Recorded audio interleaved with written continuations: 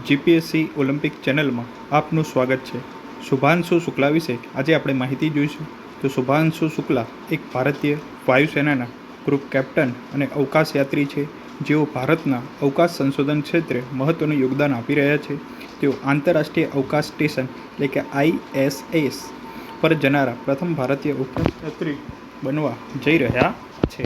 તો અહીંયા મહત્ત્વનો MCQ પૂછાઈ શકે કે પ્રથમ ભારતીય અવકાશયાત્રી કોણ છે? તો શુભાંશુ શુક્લા ISS પર જનારા।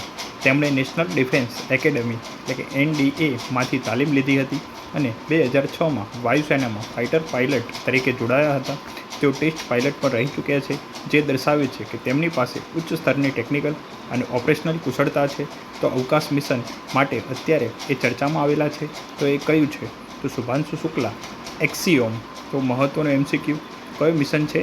એક્સિયોમ મિશનના ભાગરૂપે 29 મે 2025ના રોજ આંતરરાષ્ટ્રીય અવકાશ સ્ટેશન ISS માટે પ્રયાણ કરશે। આ મિશન સ્પેસએક્સ જે ઇલોન મસ્કની જે અવકાશ કંપની સ્પેસએક્સ છે તેના દ્વારા સંચાલિત છે અને ભારતીય અવકાશ સંશોધન સંસ્થા એટલે કે આપણે જેને ISRO તરીકે એના સહયોગનો એક ભાગ છે। આ મિશન દ્વારા તેઓ IS પર વૈજ્ઞાનિક પ્રયોગો અને સંશોધન કાર્ય માટે જવાના છે।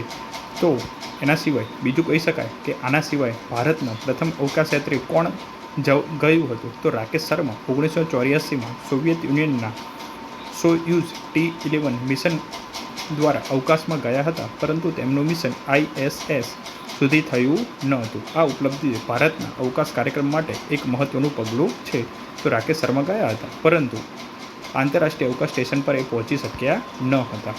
બીજી વાત કરીએ તો ભારતનું એક બીજું મિશન છે ગગનયાન। તો શુભાંશુ શુક્લા ISROના ગગનયાન મિશન માટે પસંદ કરાયેલા 4 અવકાશયાત્રીમાંના એક છે। તો ગગનયાન માટે 4 અવકાશયાત્રી આપણે સિલેક્ટ કર્યા છે, એમાં એક છે।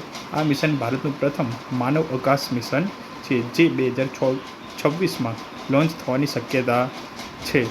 બરાબર, તો આટલું મહત્ત્વનું યાદ રાખવાનું। તેમજ શુભાંશુ શુક્લાનો જન્મ લખનઉમાં ઉત્તર પ્રદેશમાં થયેલો છે।